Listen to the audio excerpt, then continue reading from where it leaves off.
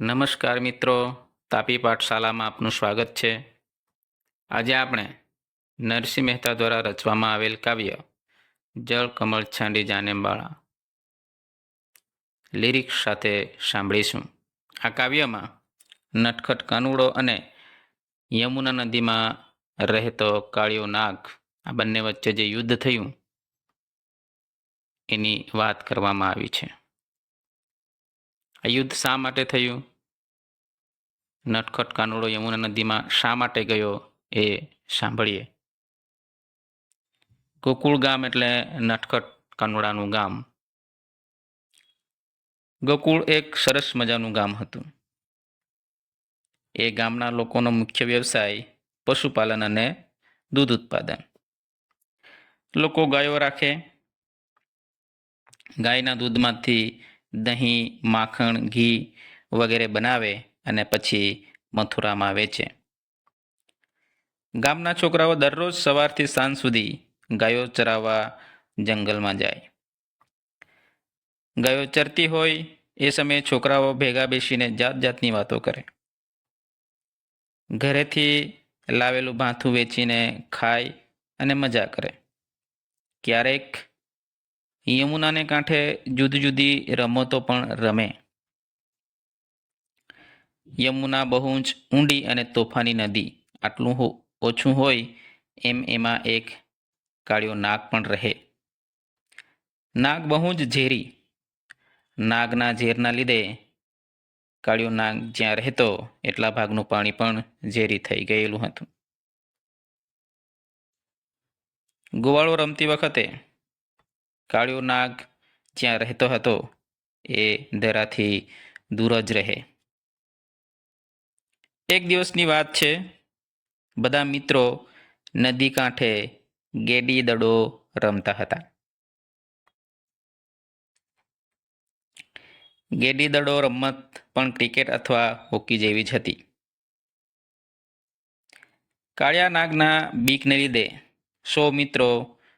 સૌ મિત્રોએ એવો નિયમ બનાવેલો કે જે કોઈ ખેલાડીને લીધે દડો નદીમાં જાય એ જ ખેલાડી દડો લઈ આવે. રમતા રમતા નટખટ કાનુડાનો દાવ આવ્યો. કાનુડાએ તો જોરથી દડાને ફટકાર્યો એટલે દડો જઈને પડ્યો નદીની વચ્ચોવચ્ચ. બધા મિત્રો ચિંતાતુર થઈ ગયા. હવે શું થશે? કિનારાની પાસે ક્યાંક થોડા પાણીમાં દડો જાય તો લઈ અવાય, પણ આવા ઊંડા ધરામાં કોણ જાય? એક મિત્રએ કહ્યું, નિયમ એટલે નિયમ. કનૈયાએ જવું જ પડશે. બાકીના મિત્રો અંદરો અંદર ગણગણાટ કરવા લાગ્યા. કોઈક કહે કૃષ્ણએ જ જવું પડે. કોઈ કહે પણ આ તો જીવનું જોખમ છે. તો વળી ત્રીજા મિત્રએ વચલો રસ્તો સૂચવ્યો. કાલે કાનુડો નવો દડો લઈ આવે. આ દડો ભલે કાળિયા નાગ પાસે રહેતો. ગોવાળુની ચર્ચામાં થોડોક સમય વીત્યો ત્યાં તો દડો ડૂબવા લાગ્યો. એક ગોવાળે કહ્યું, હાશ, હવે દડો દેખાશે જ નહીં એટલે કાનુડાએ પણ નદીમાં જવું નહીં પડે. એક બે મિત્રો તો રડવા જેવા થઈ ગયા. એમણે કહ્યું, રહેવા દો ભાઈ, એમ કનૈયાનો જીવ જોખમમાં ન મુકાય. છેવટે બધા મિત્રોએ નક્કી કર્યું કે આ દડો ભલે ગયો નદીમાં, કાલે આપણે બીજો નવો દડો લઈ આવીશું અને એનાથી રમીશું. કૃષ્ણ અને બલભદ્ર બધા ગોવાળોની વાત સાંભળતા હતા, પણ કંઈ બોલતા નહોતા. ત્યાં અચાનક જ કૃષ્ણે કહ્યું, હું જઈશ અને એ જ દડો લઈ આવીશ. કેટલાક મિત્રોએ ના પાડી. એક મિત્રએ બલભદ્રને કહ્યું, તમે ના પાડો એને, આવું ગાંડું સાહસ ન કરાય. એ મોટાભાઈની વાત નહીં ટાળે. બલભદ્રએ હસીને કહ્યું, કાનુડાને એક જ જણ વારી શકે, કાનુડો પોતે જ. એણે નક્કી કર્યું છે એટલે એ જશે જ. બધા ગોવાળિયા ચિંતાતુર થઈ ગયા. ના ના કરતા રહ્યા, પણ આ તો કાનજી, એણે તો નદીમાં ઝંપલાવ્યું જ. કૃષ્ણ નદીમાં પડ્યા એ વખતે દડો ડૂબી પણ ગયેલો. કૃષ્ણે તો છેક તળિયા સુધી ડૂબકી લગાવી. કૃષ્ણ નદીના તળિયામાં જાય છે અને પછી જે બનાવ બને છે એ આ કાવ્યમાં દર્શાવવામાં આવ્યું છે. તો મિત્રો, આપણે કાવ્ય સાંભળીએ.